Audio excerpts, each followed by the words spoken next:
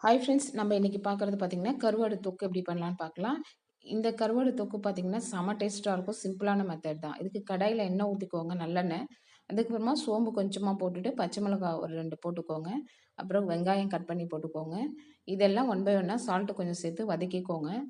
வதங்கினதுக்கு அப்புறமா தக்காளி ஆட் பண்ணி நல்லா வதக்கிக்கோங்க. இந்த வதங்குறதுல தான் இதனுடைய டேஸ்ட்டே இருக்கு. நல்லா பேஸ்ட் மாரி ஆகணும். அதுக்கப்புறமா தான் ஃபைனலா மிளகாத்தூள், மஞ்சத்தூள் போட்டு நான் இதையும் போட்டு நல்லா மிக்ஸ் பண்றேன்.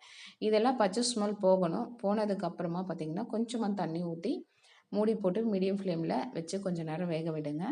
அதுக்கப்புறமா இந்த மாரி கன்சிஸ்டன்சிக்கு வந்ததுக்கப்புறமா வாஷ் பண்ணி வச்சிருக்கக்கூடிய ட்ரை ஃபிஷ்ஷ ஆட் பண்ணிக்கோங்க. இந்த ஃபிஷ் வந்து பார்த்தீங்கன்னா, ஆக்சுவலா கிரேவி பண்ணக்கூடிய ஃபிஷ் தான். ஆனா இருந்தாலும் நான் இத தொக்கு பண்ணேன். பட் டேஸ்ட் வந்து செம சூப்பரா இருந்துச்சு. ட்ரை ஃபிஷ் ஆட் பண்ணி மூடி போட்டு கொஞ்ச நேரம் ஒரு 5 மினிட்ஸ் அப்படியே விட்டுருங்க மீடியம் ஃப்ளேம்ல. இந்த மாரி திக்கான ஒரு தொக்கு மாரி கிடைக்கும்.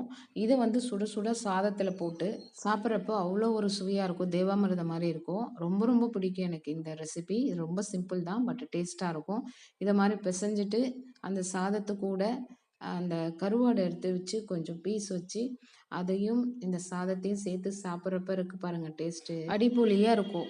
Thank you. பாய்.